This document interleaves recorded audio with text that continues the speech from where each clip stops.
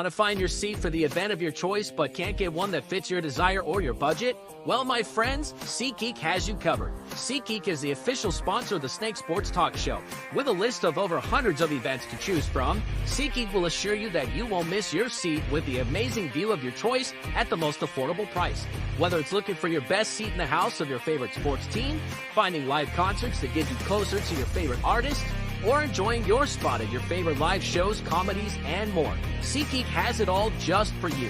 Go online to SeatGeek.com or download the app on your mobile device through Google Play and the App Store. And as a special offer before checkout, use promo code SNAKESPORTS and save yourself $20 off of your purchase of your first ticket and experience why SeatGeek is the most trusted ticketing app for your next event. Remember, that's SeatGeek.com and download the app on your phone with promo code SNAKESPORTS for $20 off and find your seat with SeatGeek.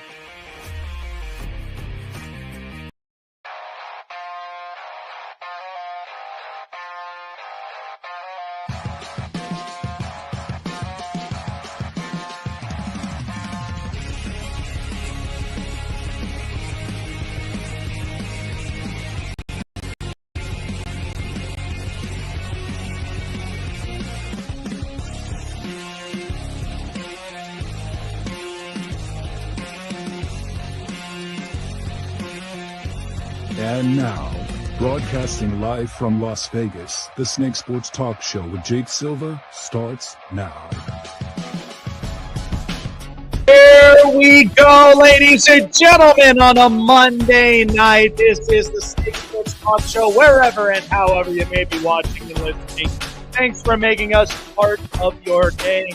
Chase Evans joining us. We got a lot to talk about. Week 9 had a lot of truths, and we also had a lot of just teams that have been completely foosballed. But I'll tell you what, things are going to be heating up. Why? Because tomorrow is going to be a long, busy day about there. Whether you are tuned in for 2024 Election Day or you're tuned in to the trade deadline, I'm going to be stacked. I'm keeping an eye up on both because you know what? They're both important for our own reasons, whether it's you're a sports talk show host, and for ourselves, like what we're doing, this is going to be a lot for us, Chase. So tomorrow is such an important day for you and I and for all of us all around coast to coast. It is, and it's going to be one of the biggest elections that we're going to ever see of our time, and then it's going to be like one of the most important because you've got people that are, arguing back and forth about specific rights and just it's divided is what it is, and it just sucks. Oh yeah. Well, and here's the thing. I mean, we're going to see whatever happens at the end of the day because we like for some teams we're going to see the truths of a lot of them. And just like in America, we're going to see exactly with where our voices stand at the end of the day. So Chase and I and myself at the bottom half of the hour, I have 5 amendments to what we should be focusing on as sports talk show hosts because we watch ESPN, we watch Fox Sports, we watch all these, these great people there, but there's some of the stuff that just doesn't quite add up right. But we'll talk a little bit more about that here later on. All right, so breaking news today that ended up happening in the city of New Orleans, Louisiana, and finally, it took a long time coming, but it finally has happened. Dennis Allen has officially been fired from the New Orleans Saints after going 2-7 and is also 26-53 all-time as a head coach. Listen, I'm going to tell you right now, the Saints that we kind of looked like are frauds, okay, for a few reasons. In the first 2 weeks, they looked like there was promise in this roster. The fact that Alvin Kamara was untouchable and unbeatable. Derek Carr, you know how many people were literally shouting out Derek Carr for MVP of 2 weeks? Yeah, now look what's happened 7 games later. The Saints right now are clearly not the same Saints team.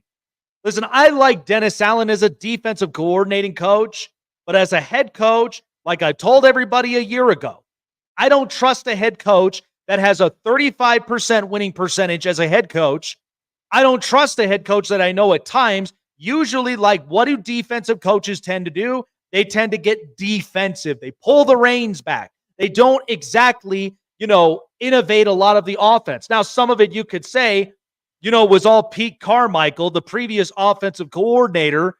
They changed it and they got Clint Kubiak. For 2 weeks, it seemed like there was promise. And then by the last 7, it's the same old Saints. It hasn't changed. It hasn't innovated.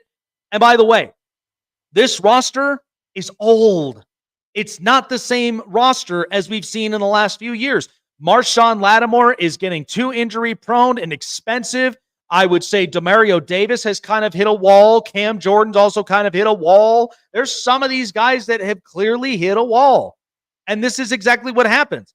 And it had to take the last domino to fall against your division rival, who you absolutely dog-walked in week 1. They came back and they beat you. It had to take that last domino to fall for Dennis Allen to get fired. I mean, many people, I've spoken to some Saints people, and what's funny is that they were like, "Nah, we like Dennis Allen. He's better up on the defense." I said, "Good luck," because this is exactly where I'm getting at. And listen, I'm not throwing any kind of shade at all on Clint Kubiak. I do think he's a very good offensive coordinator, but I think the problem of it is it's just not creative enough. And then the other problem of it is, too, the Saints are getting a whole lot of heat for a few reasons. Number one, head coach clearly is not innovative enough, wins 35% of his games, and he's 26-53 all time as a coach. Second thing is, look at Derek Carr now. He suffered an injury. He's clearly not looked like the same. And the other point is, you now have lost Rashid Shaheed for the entirety of the season.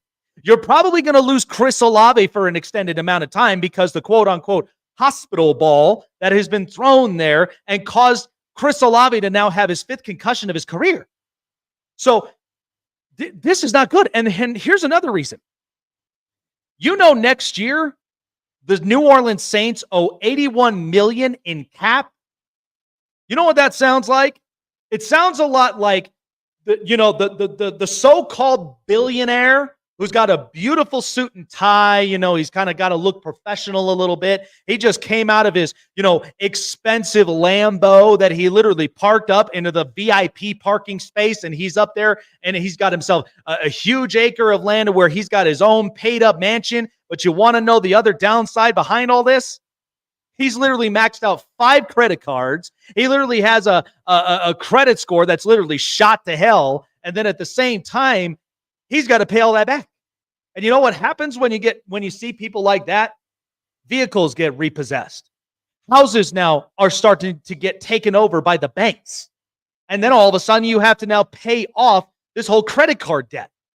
That's what the Saints literally have to do. And you know what? I feel bad for Saints fans because when Sean Payton left the building, things were going downhill. And you know what? If it wasn't for Sean Payton and if it wasn't for Drew Brees, this organization would still be the same old lousy paper bags on their heads kind of Saints organization. That's what it was like before Sean Payton and Drew Brees arrived. And they resurrected this organization right after Hurricane Katrina. And the second that they did, Super Bowl, you're getting into the NFC Conference Championships, you're winning your division almost every year, that's gone away. And usually it does happen when you move on from a very good, maybe even a great head coach. Just look at what's happened with the New England Patriots.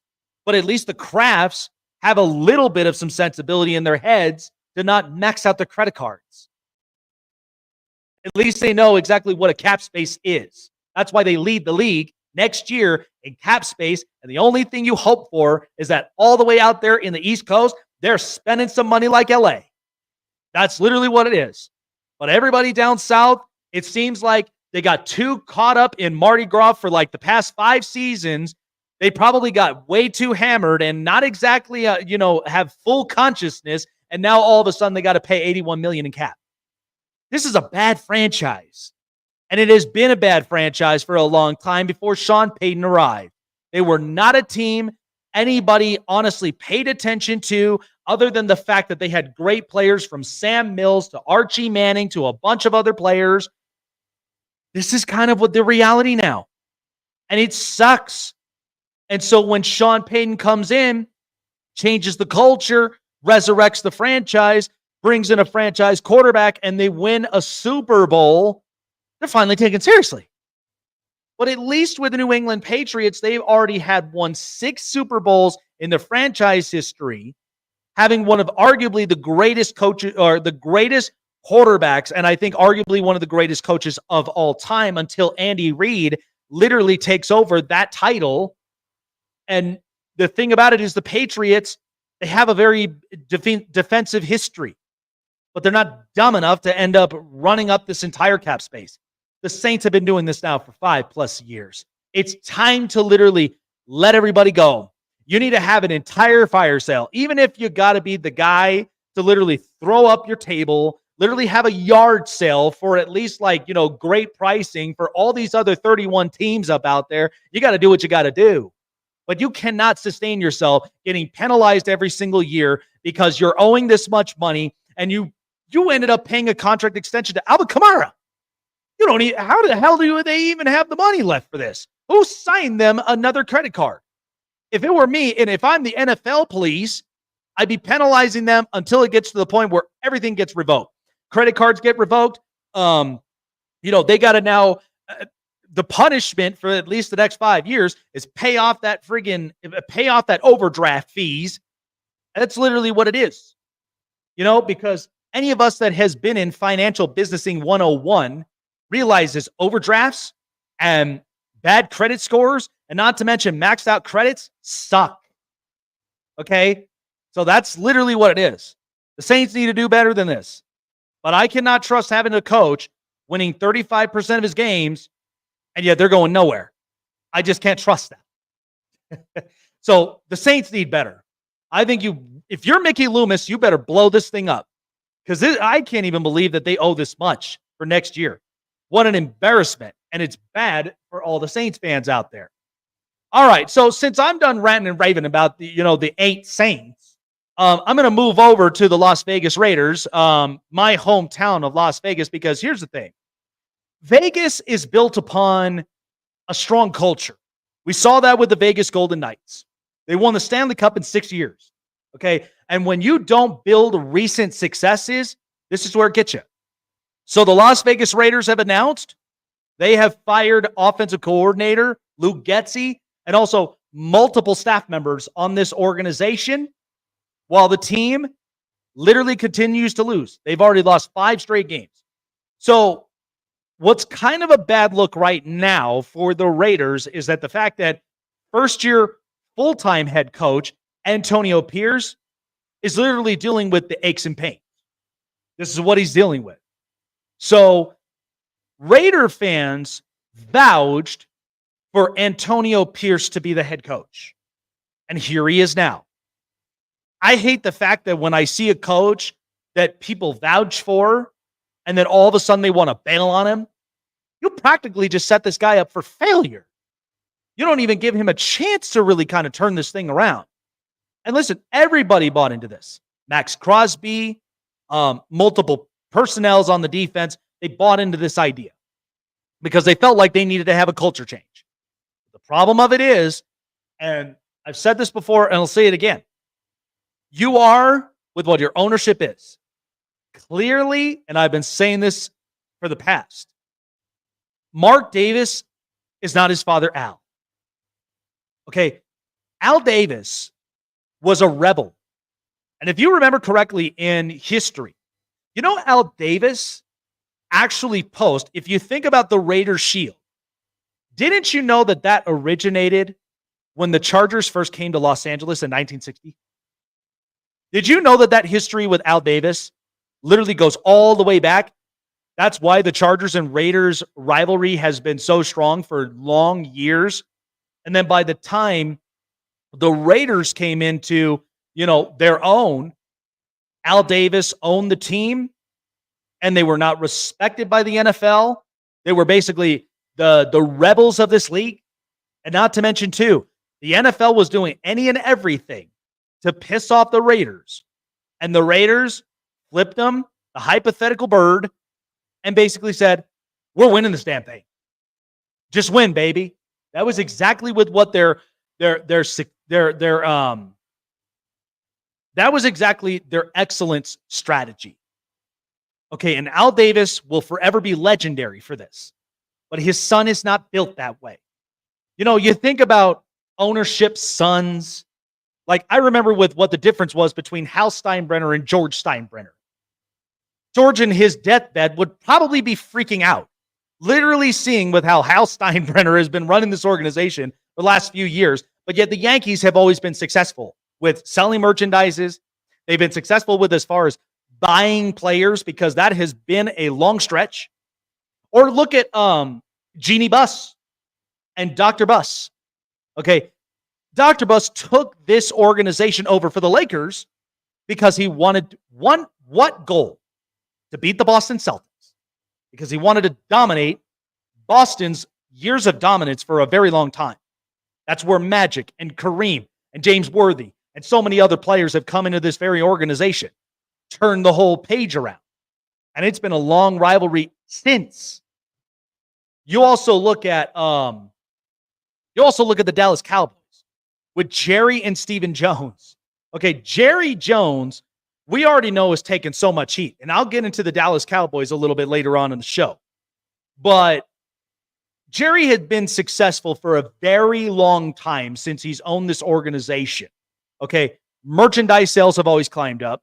Ticket sales, it seems like they always seem to sell out all the time in Dallas because there's always promotions. Not to mention, you also have some of their bars and restaurants there. Okay, he knows marketing. He knows how this works. But then you've also got the kid, Stephen Jones, who's trying to basically be there in the father's shoes. And yet clearly, this ain't working out. The Raiders need to have a serious culture change. And I think we already know that. Build up the cap space.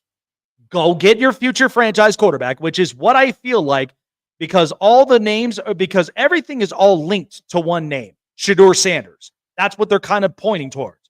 They feel like he could be the future of this franchise as long as you get him an O-line, as long as you give him stable weapons, and as long as you give him the opportunity to where he can grow and thrive. Seriously. This is the golden opportunity. And it's like I talked about before. Getting rid of Davante Adams so you could get draft compensation could be the best thing that the Raiders have done. Because Davante, leaving the Raiders, you took out part of the cancer out of the locker room, who's clearly unhappy. Now he's with Aaron Rodgers, and you all know how the story goes there. But I think if you're the Raiders, you really have got to rip out old past wounds. You got to rip them out, because this has been a same sob story for years and years and years on end. You want to be successful, because if you look at my old hometown of Las Vegas, they are built on success. They are also built on fighting.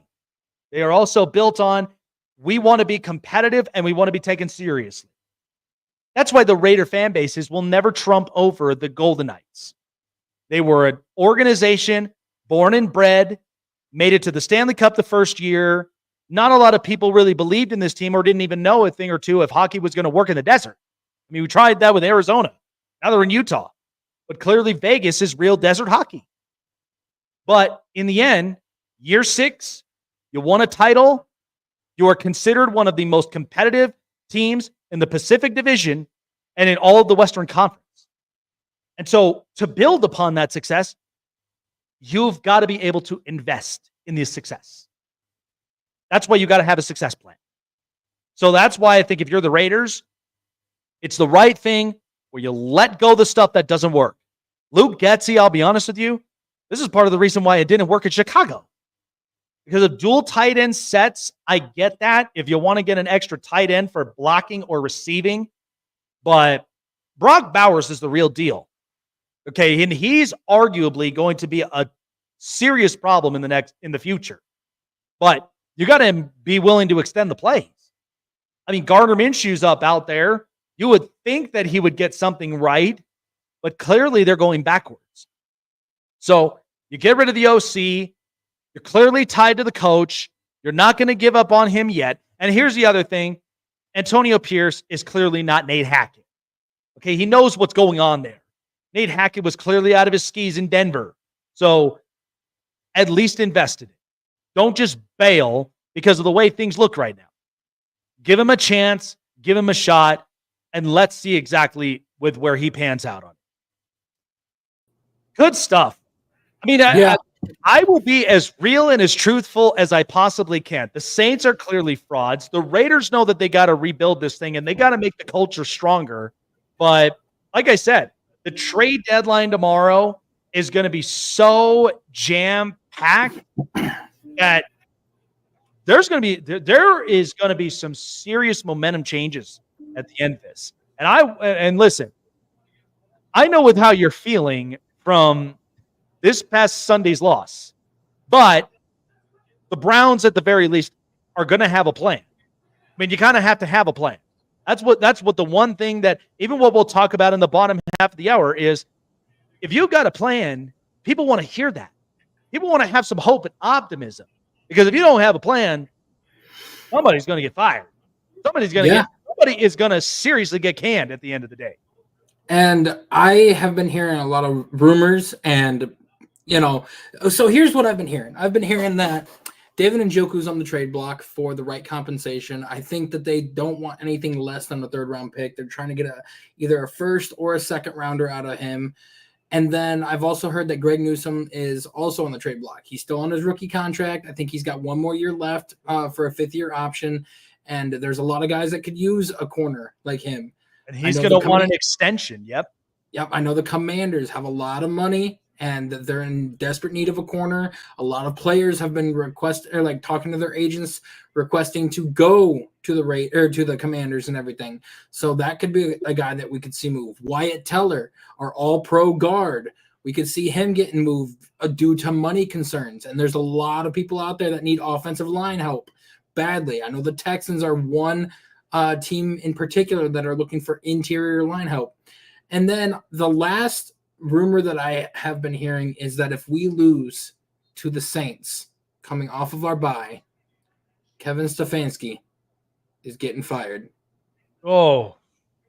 And the mixed emotions that a lot of Browns fans have about this move, because everybody's sitting here saying it's not his fault. And I agree. He was thrown into a terrible situation with the Deshaun Watson thing. We saw what he was able to do with the quarterback that he wanted and the one that he wanted to coach with Joe Flacco. And you force him to give up play calling and let Ken Dorsey call plays for the rest of the season. The locker room just doesn't seem to, they apparently love the coach, but they lack a sense of accountability per se. Like Kevin is such an even keel guy. You see guys like Dan Campbell get fired up for everything or even scream and yell at the players. Kevin doesn't scream. He doesn't yell. He doesn't do anything. And I think that that's what's happening is you don't see the fire in these players' eyes like you do and the passion for them wanting to play. And I hate to say it. I really do. And I would love for Kevin to stay here. But at the end of the day, you've got to have a scapegoat. And usually it's the coach first, then it's the GM, and then it's a complete rebuild after that. And usually that's exactly what happens because especially when you look at, today's society, we're a caffeinated society. We are held accountable for our patience because we don't have any. And especially when you look at these billion-dollar owners. They don't have time for this because if you told them this is going to be a 5-year plan, you know what they say? Make it shorter or otherwise you're not the right candidate. Because the second that you mention about a plan, but that's where a lot of these owners, they're more guilty of it because you could tell Carolina's going through this. It seems like the Browns for years was going through this. It didn't even seem like that they even had a plan. It's like they're always drafting the quarterback, and then what? Then what? How are you going to lift this organization up? And so that had been a serious problem. But then you look at, the Saints. He had no plan after, Sean Payton and Drew Brees left. And so, you're starting to see a lot of these organizations, and it's funny because it almost brings it back to the time before all those pivotal changes happened to those organizations. And now they don't even know where they stand. Yeah. And it's just crazy because I'm sitting here thinking, like, I want Andrew Berry gone more than I do Kevin Stefanski. And here's the reason why. I told somebody the other day, they're like, Andrew Berry's done a great job. Yeah, he's done a fantastic job bringing talent in during free agency. He's done a fantastic job fleecing people with trades, like the Amari Cooper trade, getting him for a 5th-round pick from the Dallas Cowboys. He's done a fantastic job at, working the cap and making it, into our favor. But if you go back in the last 4 drafts that he's had a total of almost 100 picks, close to it. And I would say probably closer to 60 picks. But look at those 60 picks and how many of them are starters. Full-time starters, not guys that have gotten benched and then been replaced with starters. I'm talking about full-time starters. 5. You got 5 full-time starters on this roster. And then now you're getting the likes of Cedric Tillman, the likes of DeJuan Jones, getting regular playing time because they just benched his first-round draft choice from 2020, who he passed on Tristan Wirfs, who's an all-pro left tackle now, and got Jedrick Wills instead. And they just benched him for DeJuan Jones. Cedric Tillman taking over for Amari Cooper, starting to play very well, starting to look really good, and looks like he could be a number 1 wide receiver. And Greg Newsome, who is a rotational piece in this. He gets, a few starts here and there. Great corner. He does phenomenal at drafting corners. Andrew Berry does. Martin Emerson, Greg Newsome, he get Cam Mitchell. Like, you got a lot of guys. But the starters that he's drafted, Martin Emerson, Greg Newsome, Grant Delpit, JOK, and then the last one, DeJuan Jones now. Yep.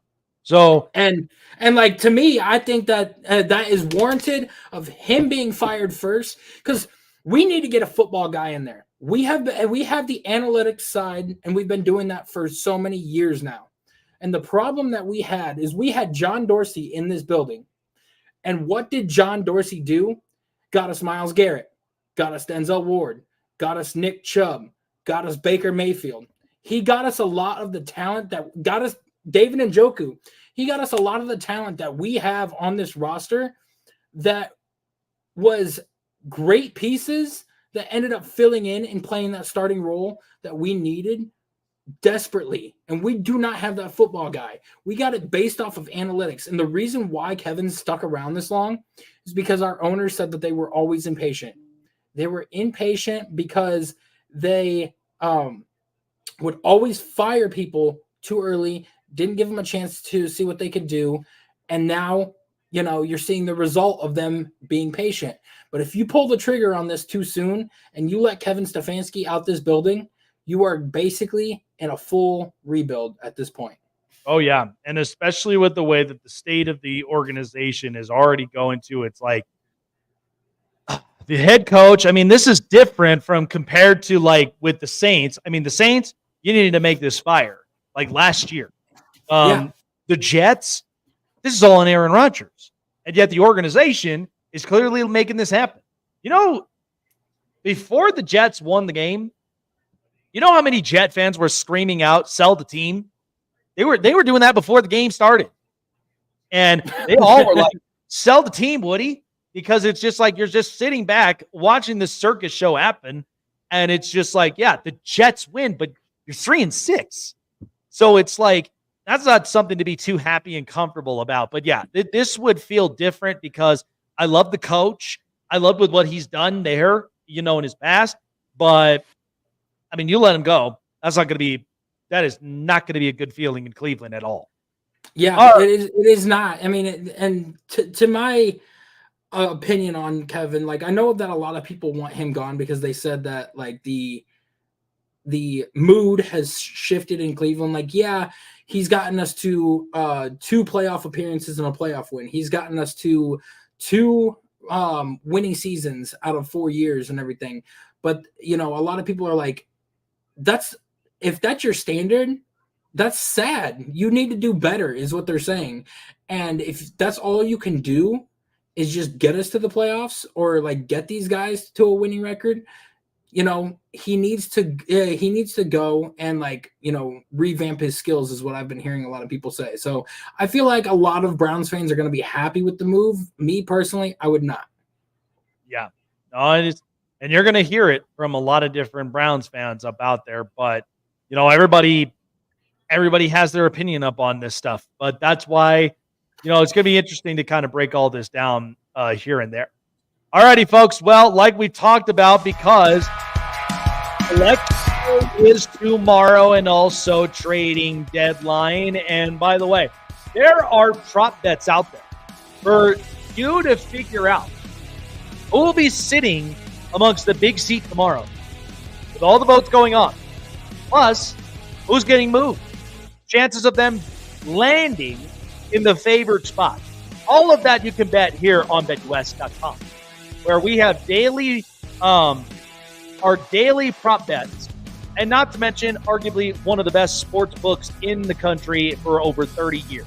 BetUS has been great at what they've been doing, and also not to mention too, to hypen up a little more of the experience, you'll get your opportunity of having your very own account manager, giving you the best strategy and the best looks of what's all going on in the daily sports book. Because there's so much to go around. NFL season, hockey season, basketball season. Oh yeah, it's all in full swing here at BetUS. When you sign up $50 or more in your deposit, 150% bonuses or 125% bonuses of up to $2,000 in your first 3 deposits to give you more of the chances to win and more of the fun to keep you on the edge of the action this year. Gambling problem, call 1-800-GAMBLER or seek therapy in your respective states so you don't gamble recklessly when you use BetUS, because they want you to enjoy the fun and make sure you gamble responsibly. BetUS, where the game begins.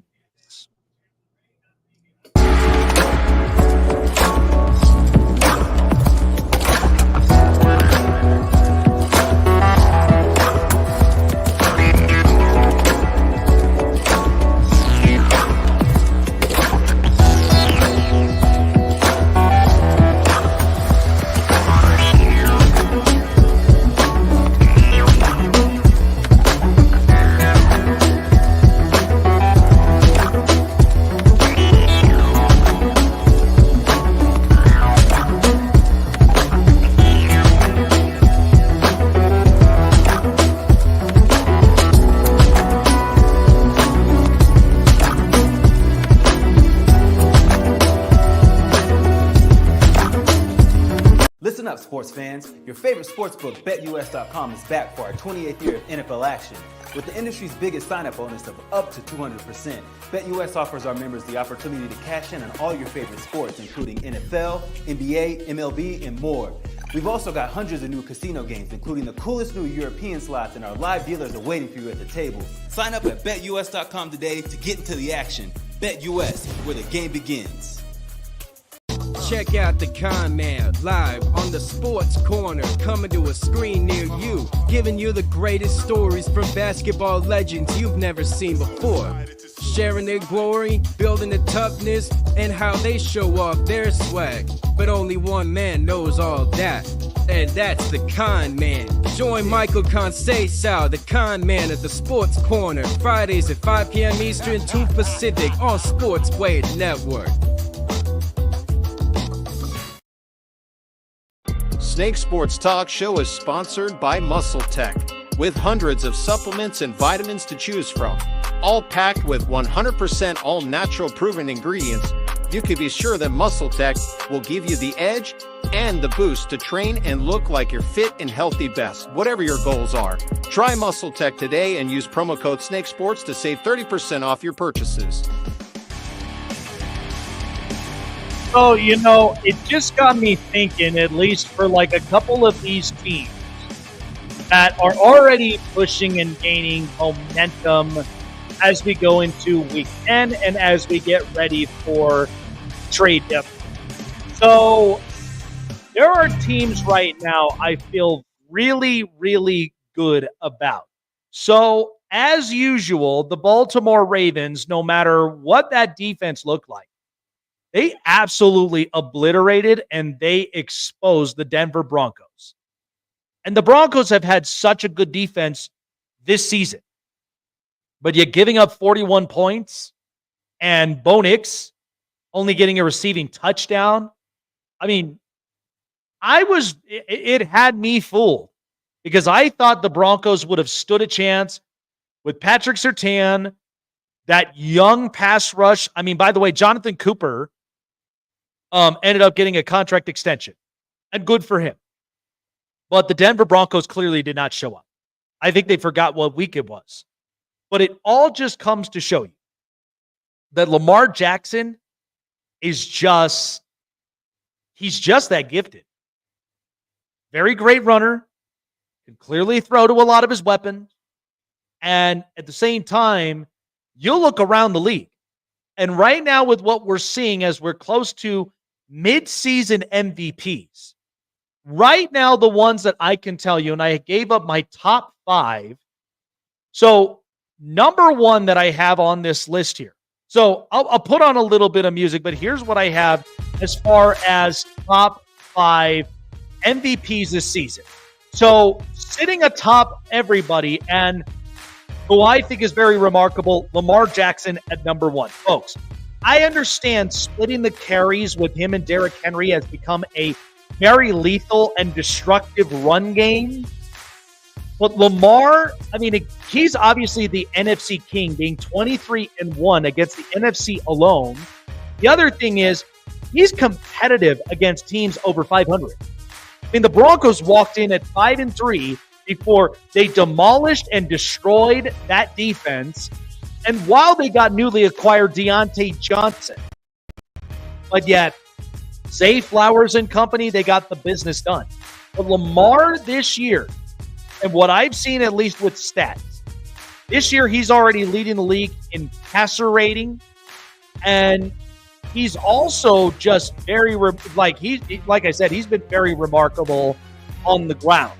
So we know as far as with passing yards and such, sure, he may end up getting there at some point, but Lamar, he's already second in passing.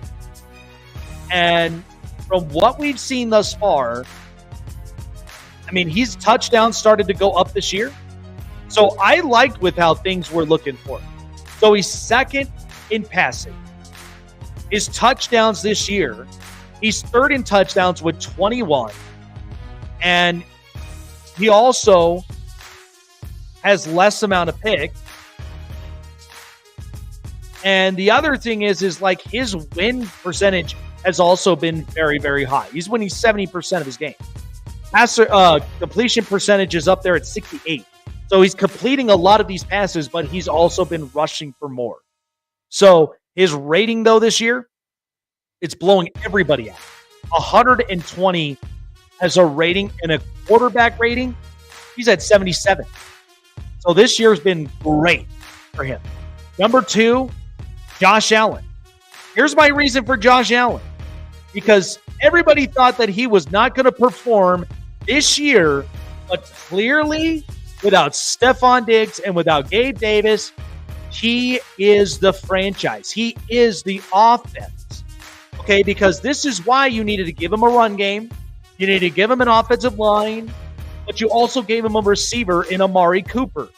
And so with Josh Allen this year in passing yards, he has already 2,000 passing yards. He's 300 behind Lamar Jackson, but he's also been one that's been scoring up touchdowns. He's got 17 touchdowns, 2 picks, by the way. He has less amount of picks than some of his cohorts, because Lamar only has at least 2 picks as well. But Justin Herbert's the only one in the league with at least 1. 1 interception. But Josh Allen, his quarterback rating this year, 73, which gets him up to 105. So Josh Allen clearly has been moving this Buffalo Bills offense, and it's been incredible up to this point. So I have him there at number 2. Number 3, it does not look like it just because of the way that the team has looked. But Joe Burrow. Let me tell you something.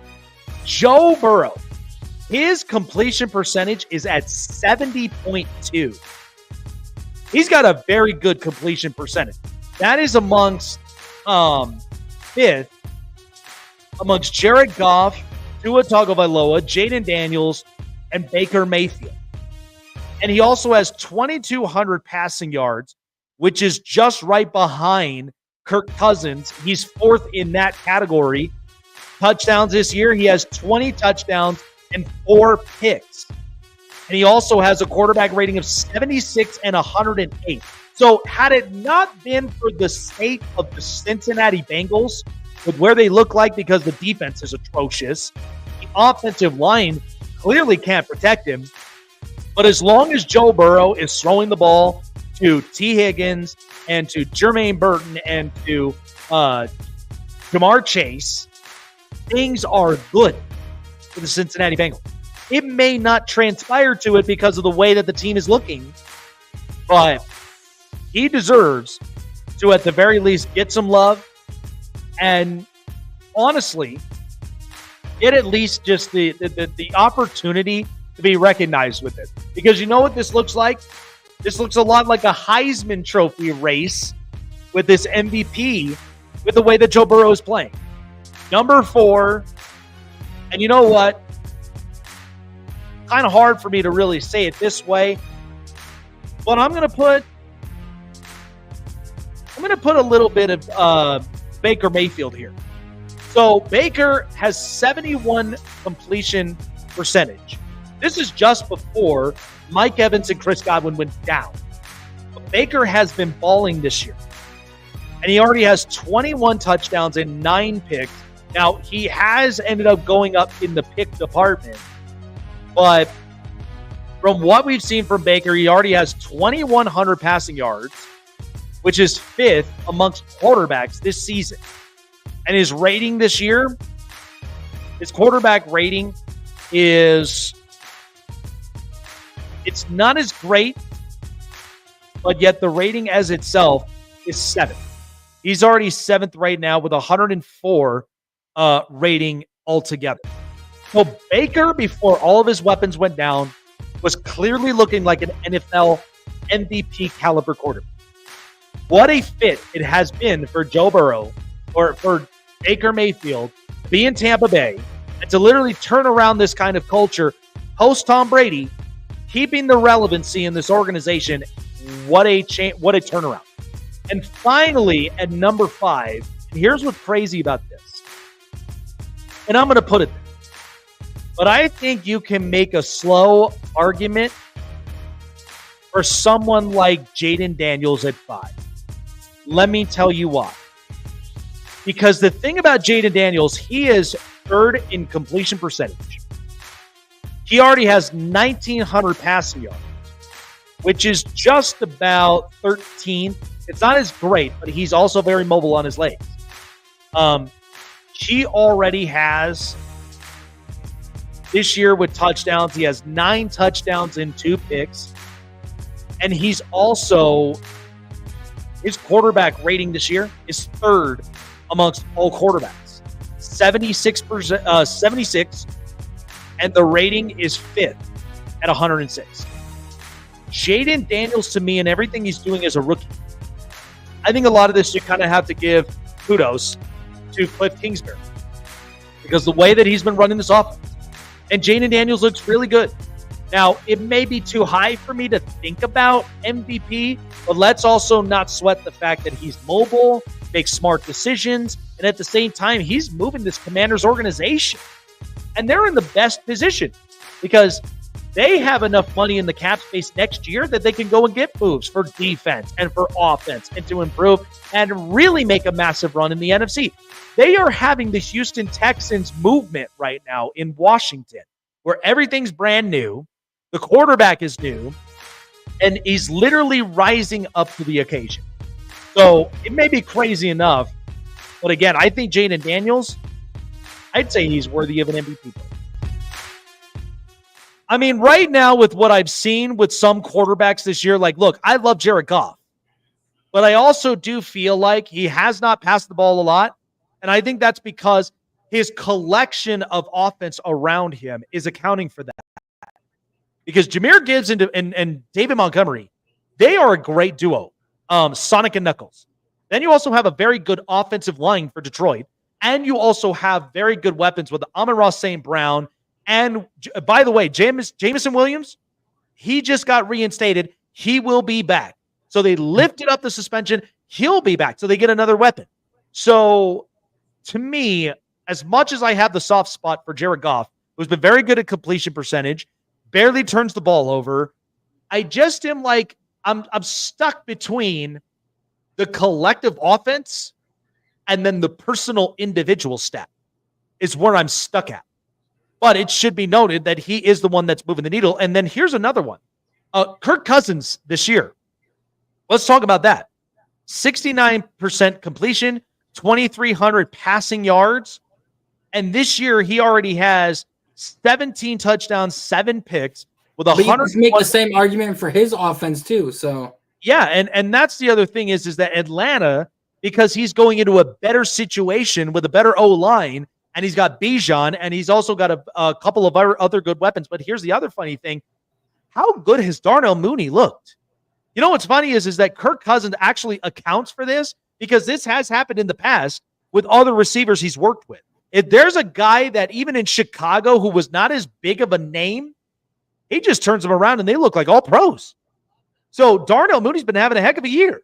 But you look at how that offense now moves, and I'd say that's accounted for, in my opinion. I just think I think it's something that you can't really kind of brush away. see, now I would agree with you on every one of those except the order. And I'd probably would either take out, if I'm going to take out somebody, it's either going to be Baker or Jaden. Like I would say Jaden is deserving of it, but I would put in Jared Goff only because you've got to look at what he's doing. Like, yeah, he's got the offensive pieces, but you're not saying that for Joe Burrow because of the offense that he's got. You're not saying that for Lamar because the offense that he's got. You're not saying that for any of the other guys. You can't help the offense that they got, but the most valuable player is the one that looks the best going into the situation that they are. Dak had better numbers last year. Brock Purdy had better numbers last year.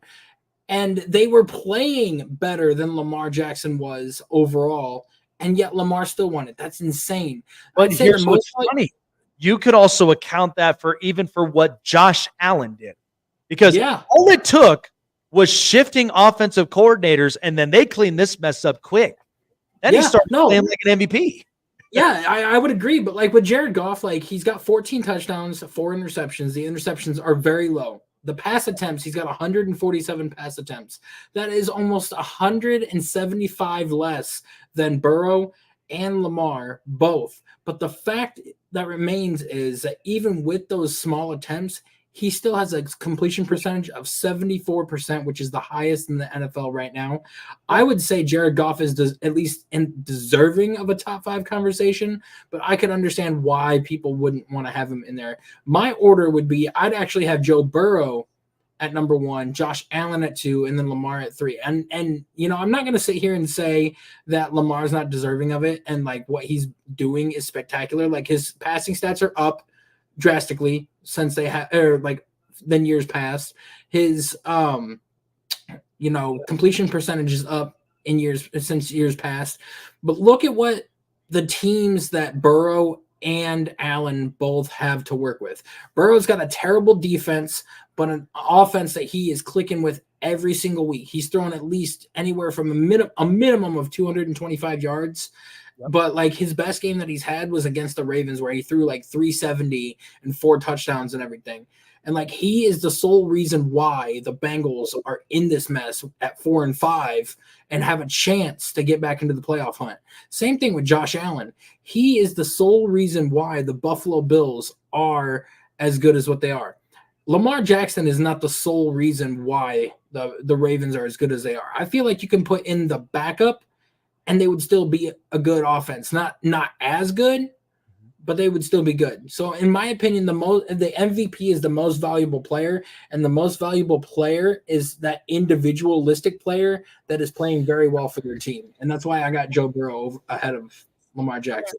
It makes sense. And like I said, I mean, I don't contest with that at all, because I do believe that Joe Burrow has done very good things with this, especially with the state of this team, which is why that I like it. It's funny how people on the outside don't consider it, that the fact that he has 20 touchdowns and 4 picks, and he's putting up such good MVP numbers to where he's top 4, top 3, and even top 5. And it's just nobody's talking about it. Nobody's talking about it. And so it's just like, because but the funny thing is that they're so fixated on right now the state of the team, which I can understand that. But if we're looking at it from an individual standpoint, but the thing I will rebuttal on with Brock Purdy is that the problem with Brock is that I do believe he has a very good, smart football IQ. Mm-hmm. I think he's capable of making the plays. But take away CMC, take away George Kittle, take away Debo, take away those. What is he then? And that's one of the hard things that I think is so hard to grasp. But I love Purdy. I just don't think, because when we do talk about MVP, you're talking about somebody who moves the offense. You're talking about somebody who takes the offense by storm. But the other thing is, not only are you executing plays on script, but when pressure is in your face and you're without your weapons or you're without your key components on offense, are you still able to make the plays off script? Like, I've seen this several times with other quarterbacks. If they are capable of making those plays without those key components, that's another big takeaway too, which is why I think we're as honest as we can be about Brock Purdy, but we are leaving the window of opportunity still open. But I think when we saw with how Brock dealt with pressure this year, I think kind of justified itself. Is that even though I love Brock, but I've said it before, I think Brock Purdy is Jimmy Garoppolo, but more mobile, which means he's accurate of the football. He can distribute it to all of his weapons. And at the same time, he is such a good on-script quarterback with Kyle Shanahan. That's why too. But the other thing, what was different between him and Jimmy G is he can run out the pocket, create space, and be able to open up to throw to some of his receivers, which is why that I think he's so good at it. That's why we couldn't even figure it out when he first started as a starting quarterback. We just couldn't figure it out. But since then, when people have had film on him, I think we kind of come to that conclusion. He's a very smart, very productive quarterback, but he's not the one that I think has greatness from both the physical and I think from a more psychological standpoint. Because when pressure is in your face, I mean, you still have to be able to perform from there. Now, you may have, and this is also what's account for this. You could be physically gifted, but yet not have the smart mental capacity to know exactly how to use that. Look at Anthony Richardson. That's why he got benched. He has all these athletic attributes, but yet can't seem to get the simple throws down. Still, he throws a lot of reckless balls, and then at the same time, he's also getting injured. But then you may not have the physical attributes, but yet you are so mentally smart by the point that you could throw it there.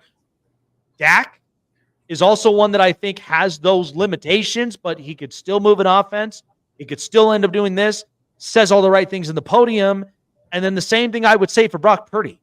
You may not be physically gifted, but you are still capable and productive enough to do that. See, I disagree with you on the Dak thing, though, because Dak he has Rico Dowdle. He has now on that part.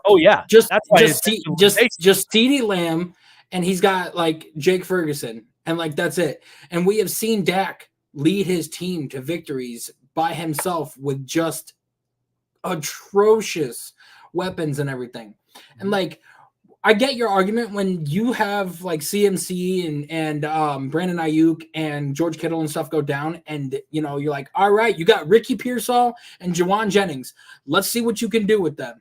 Right. And you know he doesn't perform. But when you've got guys like just CeeDee Lamb and you're working with Jalen Tolbert, and you go down and you end up scoring a touchdown or you end up winning, that in my book goes to show you that Dak is better and like it was at least deserving of an MVP last year, because he put up the numbers with that offense that he had without a run game, without a solid number 2 weapon, and he still put up 4,400 yards and like over 30 touchdowns. And see, that's where you account. That's where you account for, because again, I think the problem of it is he's feeling a lot of the weight on his shoulders from an organizational standpoint. And I think that's what's harder, because that's why I said Dak comes with limitations, because there's a part in it when you look at it, because I do believe he has a very good smart football IQ. He could clearly distribute it to a lot of his weapons. But the problem of it is now the Cowboys' window has closed so drastically that it's like, it's CeeDee Lamb, cross your fingers, and then that's the offense. You have no run game. You clearly, like, your offensive line is starting to rebuild. And even when we talk about trade deadline talks, I think this is probably the perfect opportunity that you need to move on from Micah Parsons. And the only reason of that is you're in a defensive draft. You could get another pass rush. But the problem of it is that they kind of feel a little bit cap thin. And to me personally, look at the trend of the NFL. People are getting younger on defense. The Bills did this. That's why we also account for what the Saints are doing, because they've spent this much on a lot of pieces that right now are not gelling, and it's not working. It's old. They need to get younger, and that's why the Bills are in no way, shape, or form in any under strain, because as long as Josh Allen is protected by that line, and as long as he has capable weapons and he has a run game with him, then Josh can move forward with that. And you could build upon defense in the next 2-3 years. Get it younger and then get those guys to where they need to be. But with Dallas, back-to-back drafts, you drafted O-linemen. And so your only best option would be to trade away Micah, get the value that you need, and maybe go and build your O-line, and maybe go and get yourself a running back. I'm watching this kid in Boise State, Ashton GT. You go get him, and here's the thing. You could bring back Zeke for one more year and be a red zone threat running back. But at least you have a healthy offensive line. And go get a second receiver. That's what I'm saying. JT with the Cowboys? That's insane. That's what I'm saying. It's just like, if you really are, if you are the Cowboys and you know your weakness is that run game, because like I said before, and you're my witness to this, I've said when the season started, the downside of the Cowboys is that they are going to be too Dak reliant to where it becomes too pressurizing, and Dak now has to save and run for his life. And he has to literally make those plays with just one receiver. You can't trust Jalen Tolbert. You can't trust Kevontae Turpin. You can't even trust at least, the other receiving options. It'd be better if you had a second receiving option, but look at some of these second receivers they had. Michael Ferguson's the only other option. Yeah. And it's like Michael Gallup has dealt with injuries. Terrence Williams at one point was abysmal and non-existent. And so it's like they haven't hit on number 2 receivers. So that's why I'm like, I said they had one in Amari Cooper and let him go. So it does not fail. And that's why I think if the Cowboys trying to figure this out, I think that's the best option that you could do. Fix that have Jerry sell the team, or Jerry step down from making the decisions? I think you step down from making the decisions, because here's the thing. Ownership is going to throw you the money. It only takes, and this is what's part of the problem of family business mentality versus outside eyes. Outside eyes see with what's currently around them, and they find a way to adapt. Family businesses, and usually this happens all the time, is that they stick to a formula and they'll never change it. They won't sprinkle up and kind of, give a little different taste of flavor, or maybe come out with like a different recipe or so to keep people engaged. And that's what I think is the problem with the Cowboys. They've stuck to this formula for so long. And yes, Jerry has made his riches with marketing, and he's made his riches with merchandises and his brand. But when you talk about future successes, and when you're talking about a 5-year plan to get this team back into the Super Bowl, they don't have it. They don't have it in them. So that's what's the problem. So it's not that hard. They got 14 picks in the draft. 14. I counted them the other day. Yep. What you easily could do, draft Ashton Genty, fix the offensive side of the problem. At least you got another offensive piece, another offensive weapon to work with. Take some of those picks, trade back into the first round, pick up Benjamin Morrison, a corner out of Notre Dame. He is injured right now, but he is one of the better coverage corners in this draft. And, trade Stephon Diggs. Or not Trayvon. Trade Trayvon. I was about to say that. I'm like, does that account for you to trade Trayvon? Because you trade Trayvon and get more picks for that. Then you got Deron Bland and you'll have Benjamin Morrison. Benjamin Morrison's a better coverage corner. And then take the picks that you would get with the Trevon Diggs trade and then trade up again in the second round. Get another O-lineman. Go get another receiver. Maybe even get a facilitator at linebacker, because you need a defensive tackle is what you need. You need that interior defensive line to help stop the run. And who better than to Walter Nolan out of Ole Miss, who would be there in the second round for you to pick up, or the guy out of Duke, I forgot his name, but he's a big beefy defensive tackle. He is 320, and man, the dude is a monster. And right there, I just solved all of the problems that the Dallas Cowboys have in just 3 moves. And that is it. It's not that difficult to do, Jerry. I understand you want 14 picks.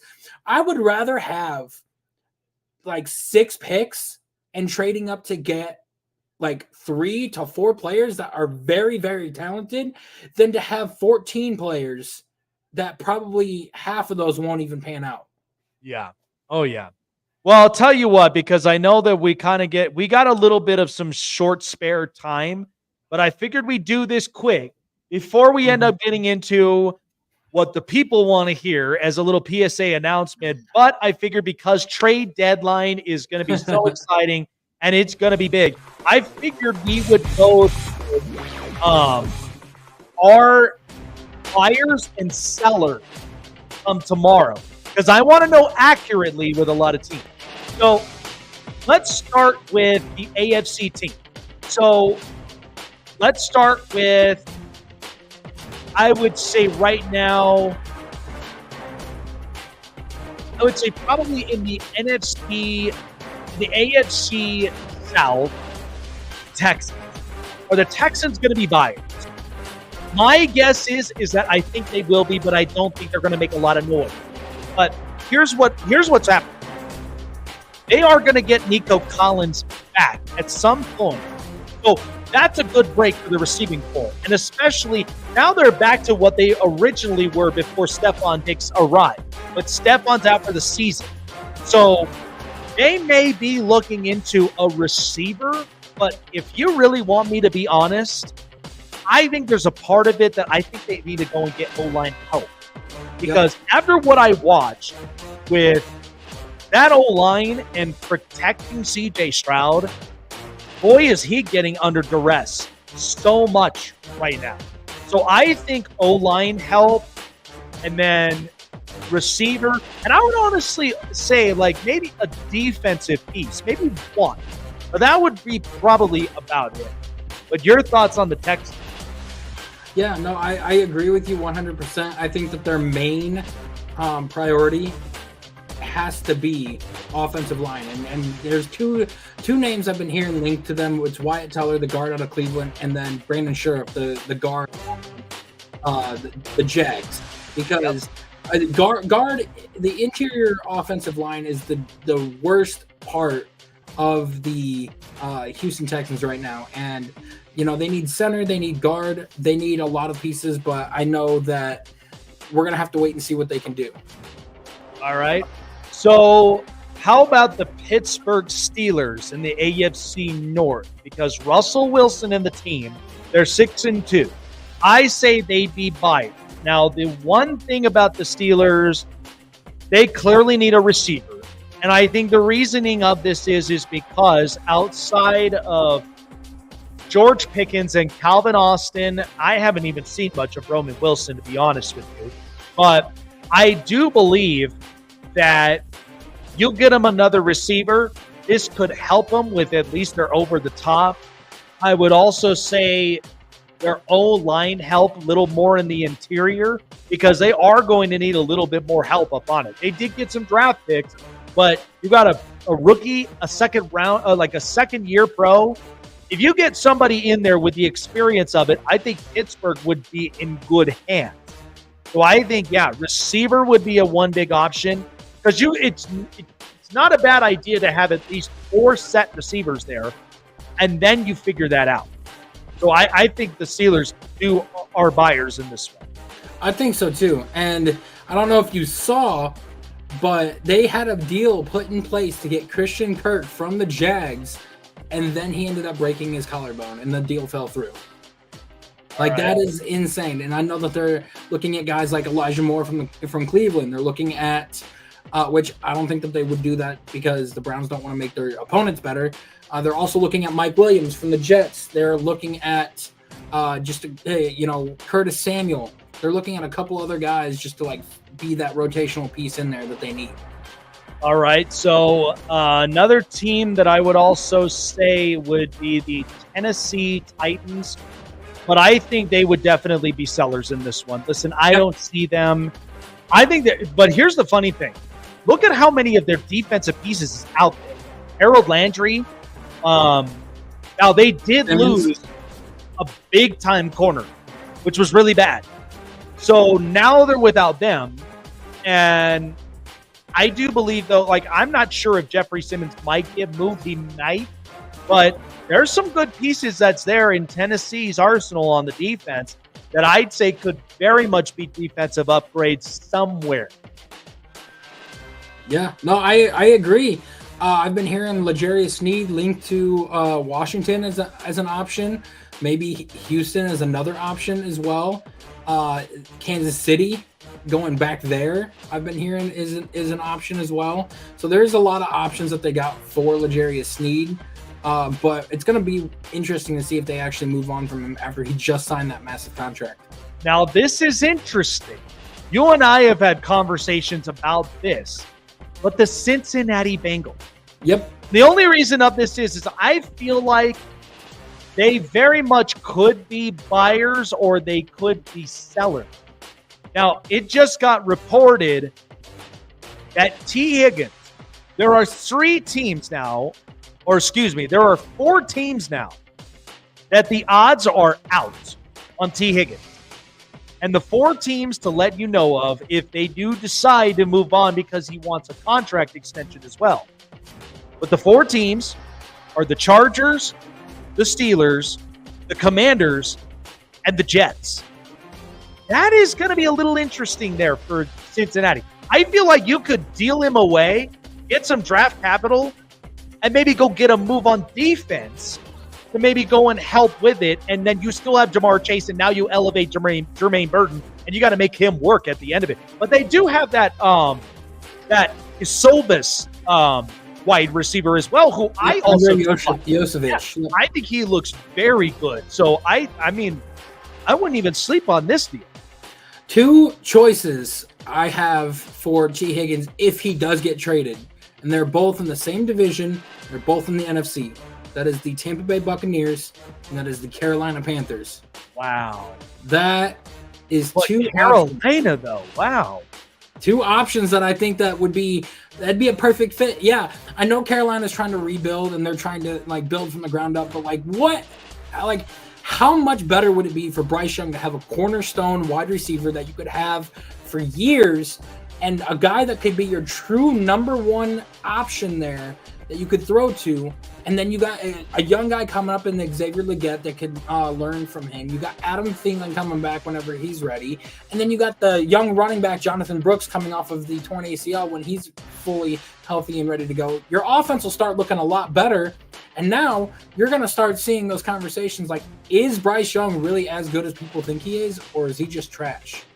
All right. Well, that's interesting, though. But I like because Mike Evans and Chris Godwin are injured, could give Baker another weapon. So I can see that happening. Yeah. No, I think that's an interesting thought for Tampa. I probably would say for Carolina, in my opinion, but I think Tampa. I think that's a good thought. The Jacksonville Jaguars, I think they'll definitely be sellers. I mean, with Brandon Scherf there. Travis Etienne, by the way, another guy that right now clearly Tank Bigsby looks to be the running back of the future. But they do have a couple of other options. By the way, the Steelers were so close to acquiring Christian Kirk before he got injured. So close. I think it was like a 5th round pick that they were sending the Jags way before he got injured. Yeah. So it's like, that's kind of the thought that we're at, but I do believe. I think Doug Peterson is going to be the next guy fired. But I do feel like there are some quality pieces that right now they're kind of getting held back by their organization. But I think they could very much make a case for other teams involved. Yeah, no, I could definitely see that. I mean, the Jags have a lot of talented pieces that a lot of people need. For starters, I know people are going to look at Evan Ingram at the tight end position as a possible option because I know that there's a lot of guys that, need him. Maybe the Chargers will go look at Evan Ingram as an offensive weapon.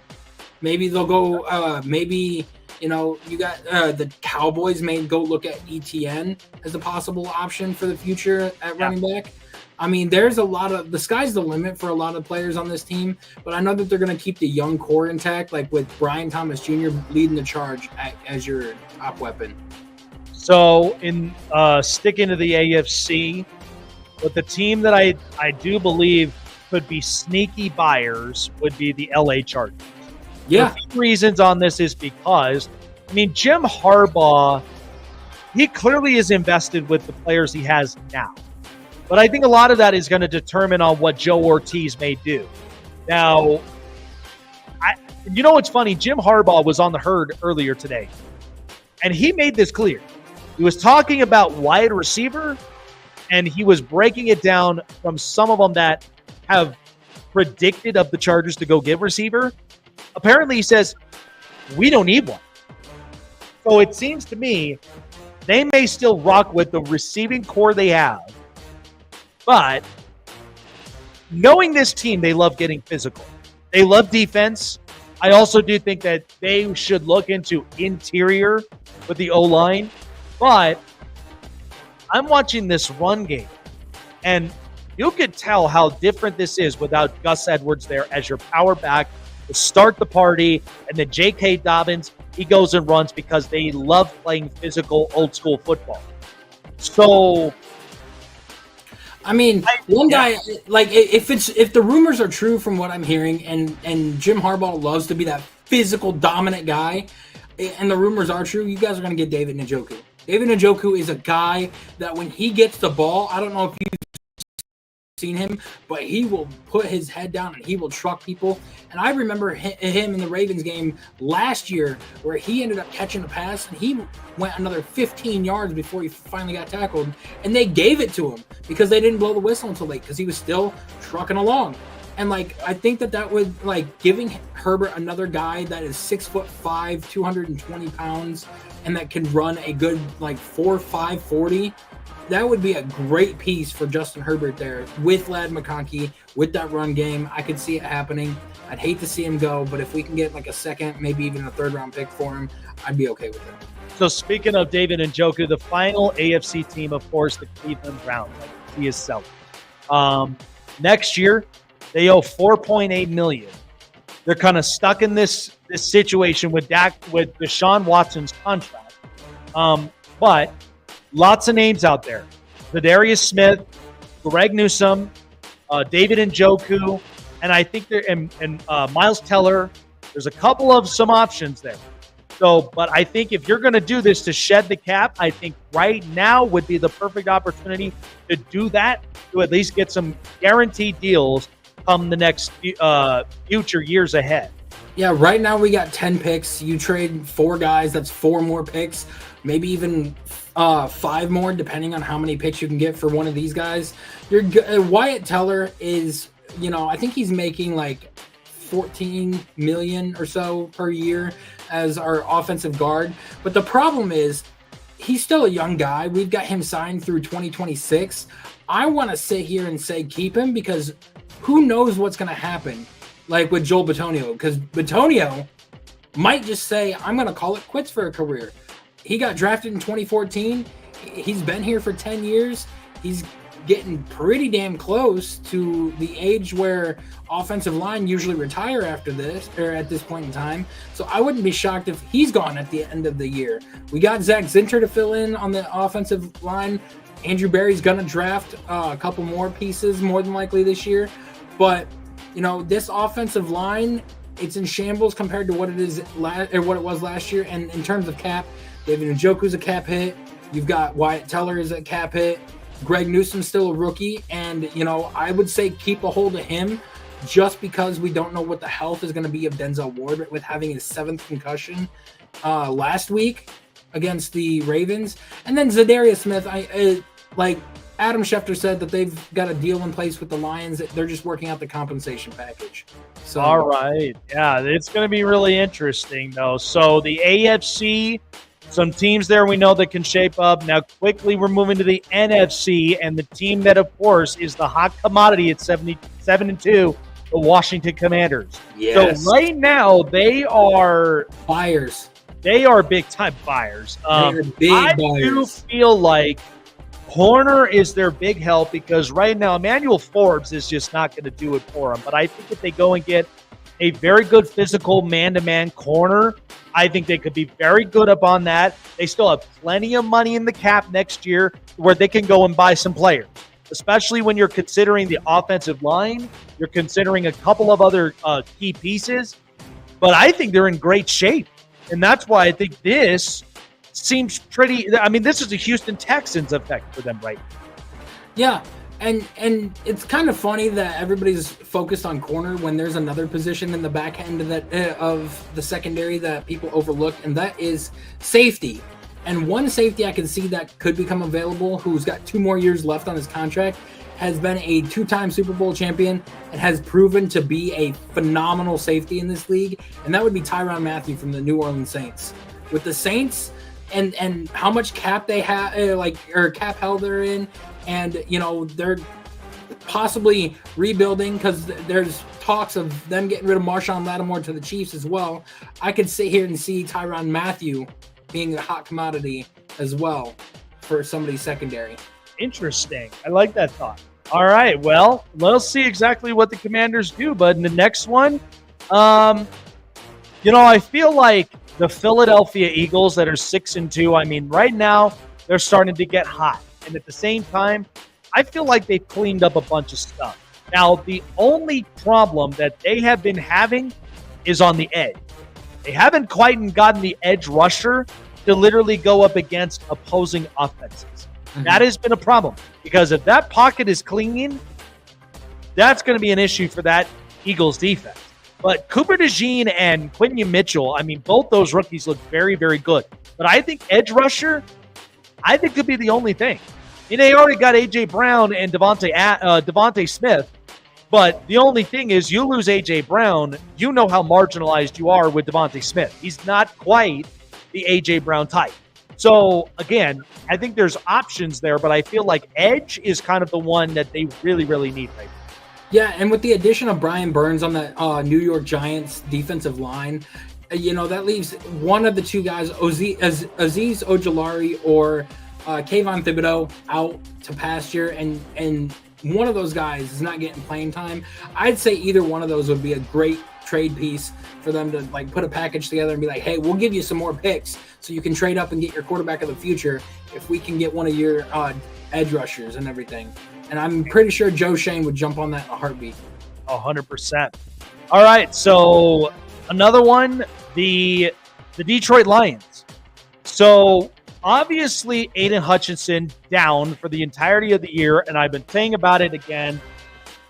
I feel like D lineman and edge rusher is kind of right now their thought process of it, because right now Kirby Joseph looks very good. Brian Branch looks very good. So that secondary has not been tampered with at all. They've been playing very, very well. I think they're just great at a lot of stuff. But I feel like, and I've been saying this too, if you're going to go in and get an edge rusher, I feel like Harold Landry and I would say Zadarius Smith are my two options for the Detroit Lions, because this Max Crosby thing or this Myles Garrett thing, I don't see it realistically happening. Nope. But those two options right there is good enough that could potentially help you to where you can have a complimentary piece now next to Aiden Hutchinson by the next year. So I think that works. Yeah, no, I would agree. And like I said, Adam Schefter reported that the Browns have a deal worked out to send Zadarius Smith to the Lions. They're just working out the trade compensation. I don't know what the Browns are asking for. Other options that they could look at if they want to add a second one is two guys from the same team, Cam Jordan and Chase Young. Oh, wow. They, like, either of those guys would be a great pickup for the Detroit Lions to use. Aaron Glenn can get the best out of both of them, and it gives Cam Jordan a chance for his second ring. Or no, he didn't even have one with Drew Brees. So yeah, it'll give Cam Jordan a chance at a first ring of his whole career, and gives him the chance to go out as a champion before he retires. All right. Well, that is interesting though, but I like the thought, because even with, and you know what's funny is they're predicting Chase Young is worth a 5th round, which what does that tell you? I mean, that just gives you plenty of options. But yeah, even if you get a Cam Jordan there, I'd say that's a very well enough push to where you've got literally two players right there on the price of one of them. So I think that'd be perfect. It brings up a lot of cap space for you, or for the Saints. That does. All right, the Atlanta Falcons. So my thing with them is, when they brought in Matt Judon, I thought this team would have gotten more sacks. Apparently, we were wrong. They now have 6 sacks of the year, less than a lot of these teams with pass rushers who are making more than that. So I feel like they could go on an edge rush, and I almost feel like Chase Young could be an option there, stays in the division, and somebody that's low compensated, but you got to get me somebody that's going to get to the quarterback. Because if they're not putting in the pressure, and AJ Terrell and Jesse Bates and all them in that backfield is doing more of the work, that may not last as long if you're not putting up pressure. I can see that. There's a couple other names that are being thrown out there that I can see because of these teams that are losing consistently. And two names that I keep seeing thrown out there for D-line help if anybody needs it. One is Josh Hines-Allen from the Jacksonville Jaguars. I know that he's a young guy that just signed a contract extension, but with how bad the Jaguars are looking, I can see them getting ready to move on from him. And the other guy is DeForest Buckner, a defensive tackle from the Indianapolis Colts, who's been a great interior piece for them. And, he is getting a little older there in age, but I still think he's got a lot left in the tank. And obviously the defensive scheme that he's got is not working in Indy. Go get him into a different defensive scheme, and let's see what he can do. He might be a good fit for anybody out there looking for defensive line help. All right, moving on from there. I do believe that we talked about him briefly, but the Tampa Bay Buccaneers. I mean, I feel like right now they're lacking up in wide receiving right now with no Mike Evans until after the bye week of 11. Chris Godwin out for the year. They're relying on a rookie, Jalen McMillan. And I feel like that if they get themselves at least a mid-tier wide receiver, I think they would stand a chance. But, the part of me believes, and even with what we're seeing with that young defense of Tampa Bay, there's some options that's good up in there. But I do feel like if you get a mid-tier receiver, Tampa may have at least a very good jump despite losing both their receivers for the coming future. Yeah, and I think that a good guy, like a solid rotational piece that would be available if you want to go get him for like a 5th, maybe even a 6th round pick, that'd be Mike Williams from the New York Jets. He is not getting any playing time over there with Devontae Adams and Garrett Wilson, Alan Lazard, and then even Malachi Corley getting some looks in there now. So you're looking at him as the 5th wide receiver on that roster. You could use him. Elijah Moore from Cleveland I could see as another potential target for them to get as well, because I know, again, Mike Evans is coming back after Tampa's bye week, but they are going to need another weapon opposite of him to work out. And they're trying to bank on Jalen McMillan working out right now. I still think he's a little too raw, and you're going to need to get him a little bit more exposure before he becomes something good. So, of course, the team that we talked about, New Orleans, is big-time sellers.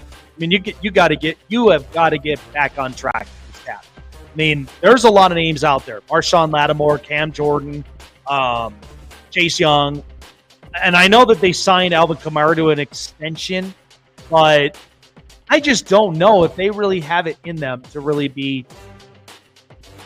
just be trying to make this work. I think this is right now becoming so much of a dumpster fire. So, but I really hope it, because if this team does not go on a fire sale tomorrow, I don't even know what to think with that Saints organization. I don't know what Mickey Loomis would be thinking if that's the case. Well, you also got to factor in, like, this is the trade deadline and everything, but look for some owners to try to fire head coaches as well. But like I do sit here and think that we're gonna see some New Orleans Saints get off the board. You know, you might see Cam Jordan go somewhere. You might see Chase Young go somewhere. We're probably going to see Marshawn Lattimore going to the Kansas City Chiefs if they can work out the compensation. But again, do not be shocked if somebody comes knocking on the door for Tyrann Mathieu, a safety, looking to bolster their secondary. I know a certain cat in the NFL that needs a secondary help that could be needing Tyrann Mathieu, and that is the Cincinnati Bengals. Yep. Oh, highly effective. Now this is an interesting team, but the Arizona Cardinals, who are leading the West, I don't even know what to think of them, because right now I do believe Kyler Murray and Marvin Harrison Jr., if they get on the same page and they're connected, that offense, yeah, and Trey McBride, and even when you've got James Conner and that run game, my thing with the Cardinals, and I've been saying it over again, is I feel like offensive line has needed to be their help for quite a while, but I also do think they lack some pieces up on defense. I don't know what to think of them. I just think, at first, I thought if this wasn't going well, I could see them being sellers and selling off Budda Baker. But now it just feels like things have kind of turned around a little bit.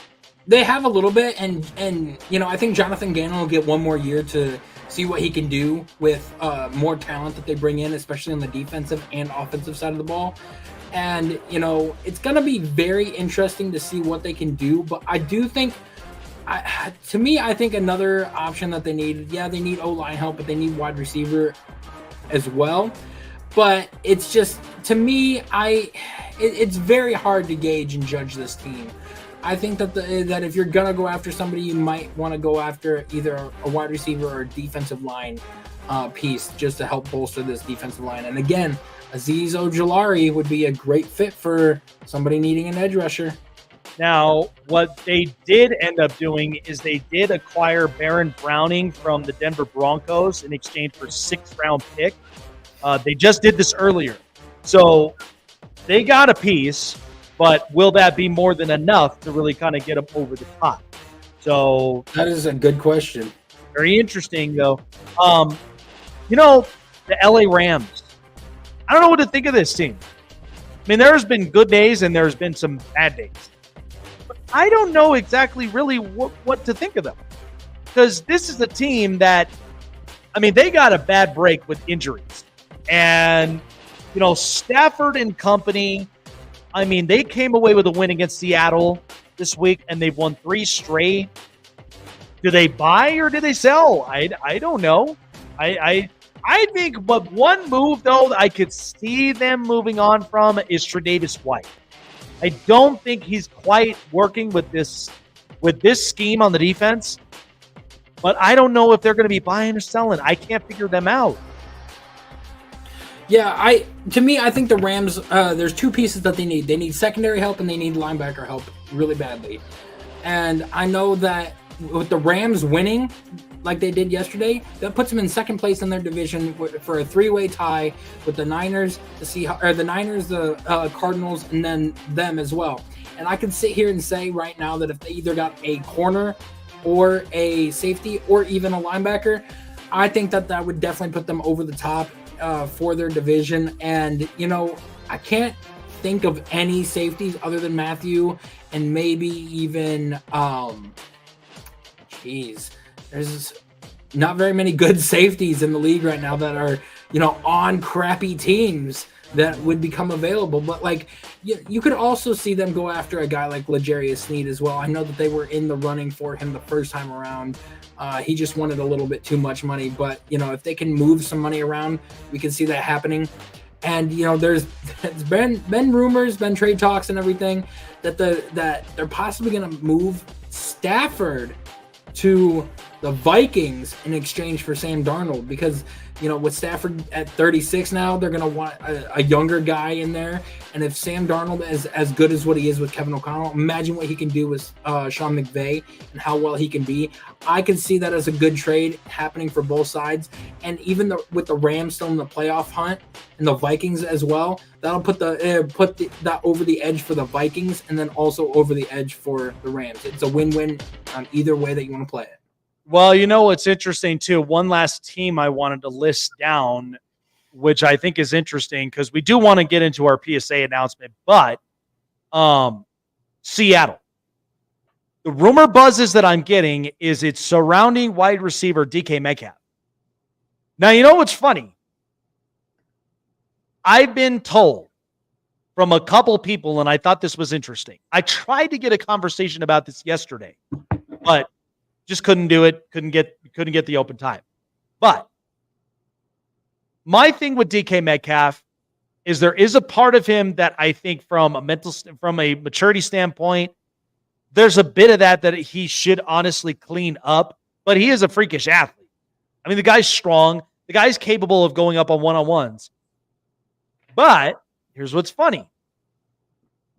The team, and do not be surprised if this does happen, but the team that's out there, what do they love? Physical, playmaker, and I would also say gives a quarterback another weapon that may end up really putting this team up over the edge on their offense. I think the LA Chargers. That's my thought. And this may sound crazy, but think about it. He's a physical receiver. Mm-hmm. He can clearly block, and he could clearly get after, any of his opponents. And he could clearly end up being a threatening force yards after the catch, because with what I'm seeing with Quentin Johnston right now, could be, what's funny is it makes me wonder, because it makes me feel like it's back to the San Francisco days. Anquan Bolden and Vernon Davis. Imagine what would happen if you got him and Njoku.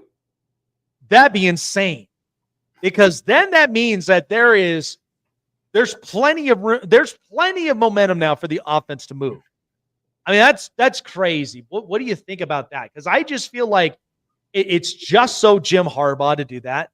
But if you get a guy that you can clean his act up, and he works perfectly with this kind of culture, I just see this being such a Jim Harbaugh thought. Two physical freaks in DK Metcalf and David Njoku, two guys that are one 6'5" and the other one's like 6'3", 6'4", and two just physical freaks that can catch the ball very well. I seen David the other day in the Ravens game, or maybe it wasn't the Ravens game, maybe it was the game before that.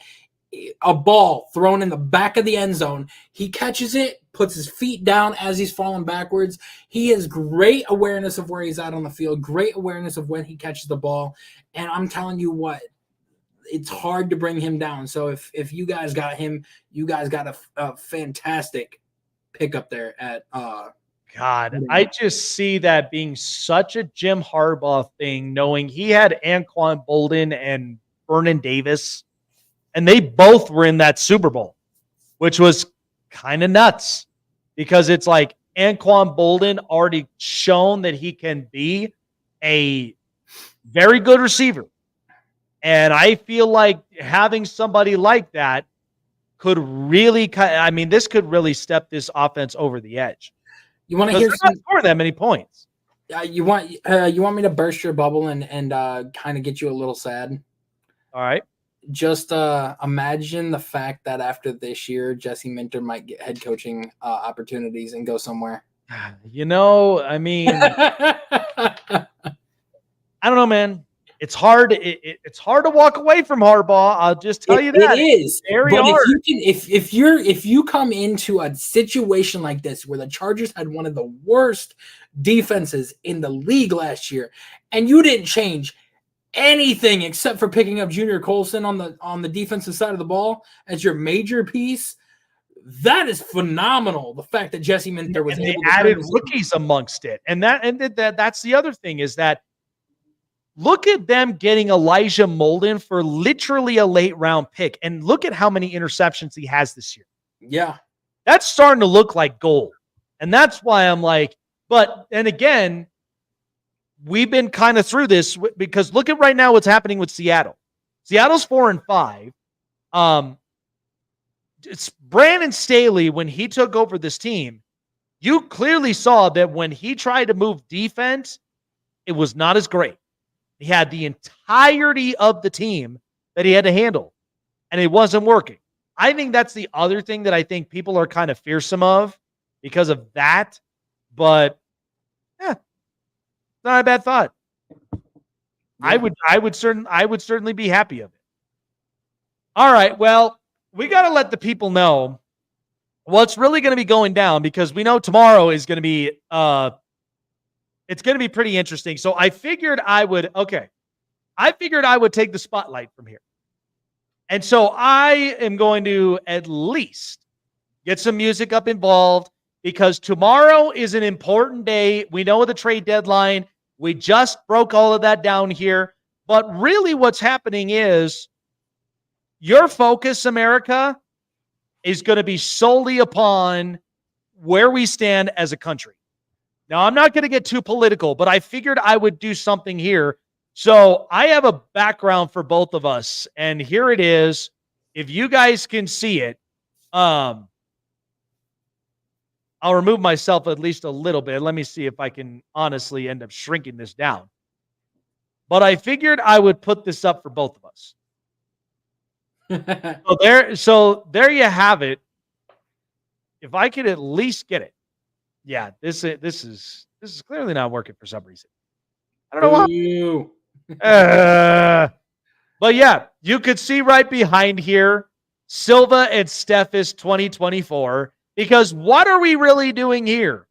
We are here to try to give we the people what they deserve, what they really deserve, and that is quality sports content. So there are 5 amendments here that break us away from our competition between ESPN and Fox Sports. So here's the amendment. So let's cue a little bit of patriotic. All right. It might be a little bit formal, but for yours truly, if you vote for me as one of the best sports content creators on the internet, from all over, Roku, iHeartRadio, and so much more. I promise here's my First Amendment. My First Amendment is, I promise to make logical, more understanding, and I think at the same time, unbiased debates bigger and better than ever. Because if you're seeing right now with some of these debates, it's a lot of clickbait debate. I'm not about that. Chase knows I'm not about that, and neither is he. But we need to make it great again because sometimes when we hear all this stuff from just other networks, it's atrocious. Sometimes we're left there with like, what in the hell are they talking about? I promise to make it great again for all of you guys to best understand and explaining about certain topics and debates so that we have come to a conclusion. That's what we are, is problem solvers. And we're also clear-minded. We're clear-minded talk show guys that at the very least have a thing or two of what's going on. So my second amendment to the people here that are representing for the Snake Sports Talk Show and for Silva Steffes 2024, I promise deep down, that no matter what, new opinion, new information, new opinion, I will choose to stand and die on the hill on a lot of my opinions, but I will never back away. When I know that if I'm proven wrong, Chase is my witness and he holds me accountable, because you know what? We all have to be held accountable for a lot of our particular takes. Because listen, there are times where we can honestly sound a little ridiculous. We could sound a little bit clearly out of left field, but it does not change the fact that when new information arrives, we have new opinions. We have new standpoints, and we want to stay current. We don't want to be rigid. We don't want to be stuck to at least one side from here. And that's where I truthfully will change that. My third amendment for our campaign is we promise to post out and get a lot of involvement for all of you to see with quality content, what it's truthfully about. Because you know what? People deserve to hear the truth. People deserve to have a balance for certain topics on sports or whatever it may be, because I think it's important. Listen, media can sometimes feel a little bit misconstrued in some areas, but I promise to be the balancer as America's honesty mind. Because you know what? I don't want to be the guy that feels like I'm the bad guy and has to be the outlier from here. I want to be the guy that sticks true to my word, stays balanced, stays unbiased, and gives the people what they want, because you know what? It's for the people. Not for clickbaits, not for a lot of these people that are just trying to get likes and get follows and all the rest of it. Your follow, your subscription should be like your vote for a lot of people, because you chose me to be the guy that you would listen to on a daily basis, to giving you the best understanding quality content as well for all sports.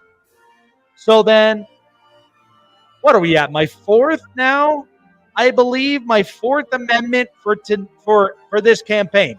My fourth amendment is I promise to open our phone line, because I want to hear you, all of the fans, because I think it deserves its place. It's rightful for all of we, the people, to hear their great voices, of what they think about certain sports topics. So, of course, starting up on it to this show, we will open up our telephone lines, hear exactly your opinions, hear what you have to say, because you know what? Like the First Amendment, which is free speech, we hope to hear you all of what you have to say about whether a respective team or a player or a performance or what you saw, because you deserve to have a voice and you deserve to be heard of what seems to be really getting under your skin. Let it out. And finally, amendment number 5. Amendment number 5, I think in some ways, I think this is important. I think this is important for the show itself. But I think we could honestly say, I'd say that Chase, from him being a new co-host here on this show, and for as long as he's been up on here now, freshly new, we deserve that we can give him at least a hot corner. Okay, because we know there's some of that he loves to bake up here up onto the show, especially when it comes to the Cleveland Browns. But he's representing proudly for the Cleveland Browns for what's happening up there in Ohio, whether it's them or it's the Ohio State Buckeyes or anything from there. But we promise to basically have a very good hot corner for our friend Chase here to see what's going on there in Ohio. Even if we have to blast, even if we got to blast that song, My City Is Gone, several times just to remind him of Ohio or whatnot, but we give him at least a corner, a voice to really talk about and speak and represent for the Cleveland Browns, because it's all full entertainment at the end of the day. What chances are you going to get a show that has a Cleveland Brown fan nonetheless, but is somebody that is honest and reasonable about the state of Ohio? So you vote for me, you like, you follow, you subscribe, because tomorrow is a big day. I promise for every single one of you that your voices will be heard. You will never be let down from yours truly, to be honest and balanced and unbiased and respective of everything I have to say for certain sports topics. That's going to last throughout the remainder of the year, because next year is a new year that I commence, but there will be a lot of changes from here. So if you like and you follow and you subscribe and you vote for me, I promise to never let you down and make sports content bigger, better, and greater again for all of you, for diehard sports fans who deserve to hear factual sports content. All right. I think it really kind of worked itself from there. It did. It took a little bit of time from there, but there you go. There's a little bit of it. There you go. Yes, because you know what? I mean, for all of us that's grown up around in sports for as long as I can even remember, is like, now the day and age of sports has really changed. I mean, you see this a lot with clickbaits. You see this a lot with, media, viewership and likes and clicks and like all this stuff. That's just not me. I continue to be as honest and as balanced and reasonable for every single one of my fans here. So that's just the way it is. It's like, you kind of have to look at it. Baron Browning was who they were talking about. That one from Denver. Yeah, that was what I was talking about earlier up on the show. But yeah, Baron Browning is officially a Arizona Cardinal. They're giving him away for a 6th-round pick. So not quite much going on with Denver, especially with that defense, but they already let go one of their defensive pieces. So damn. Yeah. All right. Well, we're wrapping things up. And for all of you that I'm sure you're going to be tuned in for the trade deadline, or you're going to be tuned in to the election 2024, all I hope is from states, coast to coast, all around, you guys enjoy it, but be safe, be kind to one another, no matter what the stance may be, because I know it'll be interesting. And we'll see where the focal point of America will be for the next 4 years ahead. But while on that, hopefully the trade deadline will give us something very, very sweet for us in the end of it. This the Snake Sports Talk Show. One. That's right. And the Snake Sports Talk Show with Chase and myself from BetUS and SeatGeek as well. $20 off by using promo code SNAKESPORTS. Do not forget the promo code SNAKESPORTS at the end of your purchase to get $20 off of your first purchase of your first ticket. So with Chase and myself, be safe. Election Day 2024 tomorrow. We'll see what happens. Take care of yourselves, and we will see you guys tomorrow on this edition of the Snake Sports Talk Show. Take care, everyone. Take care.